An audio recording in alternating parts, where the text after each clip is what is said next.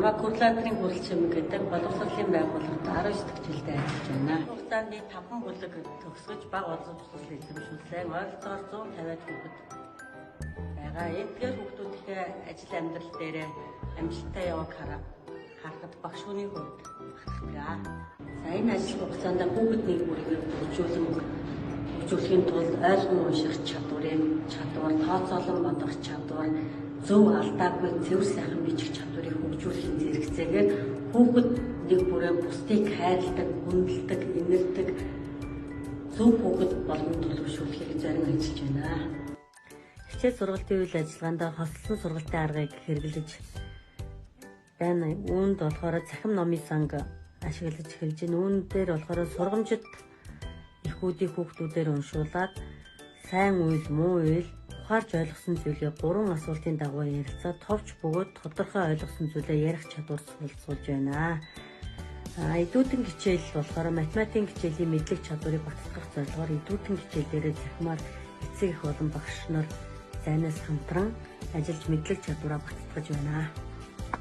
Хүүхдүүдийг алдаагүй зөв бичүүлэх зорилгоор дүрмтэй өгнүүдийг нь тайлбартай цэжжийн аргыг ашиглаж байна. Үүний үр дүнд хүүхдүүдийн цэжээр бичих чадварт ахиц гарсан. Жиж өгж өгсөн байгаа. 2 дугаар удирдлагын тулд эрдэм номын холбогдолтой зүйр үг хэн хамгийн олон цэжлэх вэ гэдэг үйл ажиллагаа зохион байгуулж байна. Хүүхэд бүхэн инээж өөрийн хүссэн үедээ багшийн заасан мэдлэгийг өөрийн болгож авдаг гэдгийг энэ 7 хоногийн сургалтыг дэмжих үйл ажиллагаанаас харан дүгнсэн байгаа. Үйл ажиллагаанд хүүхдүүдэд ховцсон шуу, цэн тогруу хар сүлтийг ангилт нууран дээр ирсэн байхыг дурандулж харуулсан байгаа. За мөн хөдөлгөөн эрүүл мэнд 2025 цас насны баярт хүүхдүүдэд эцэгтэйгээ хамтран бас оролцуулсан.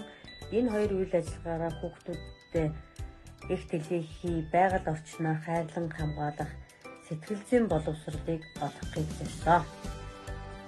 Цаашид хийх ажил маань нэгдүгээр бол хүүхэд бүрийгээ алдаагүй хэрэглээд зөв бичүүлэх.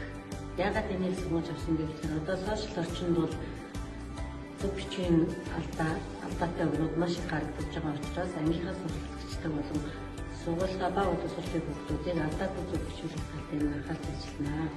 Хоёрдугаар бол хүүхэд бүрийн хялбар аргаар тооцоолох гэж сургам. За гуравдугаарт нь хүүхдүүд маань уншиж байгаа зүйлээ ойлгон ухаарч түүнийг өөрсдөө амьдрал ахвайд хэрэглэдэг хэрэглээ болох талаас нь ойлгуулан бүтээлч унших арга зүй суралцуулна. За дөрөвдүгээрт нь болохоор хүүхэд маань зөв хүүхэд байгаасаа зөв хүүхэд болгон төлөвшүүлэх үйл ажиллагааг зохион байгуулна гэж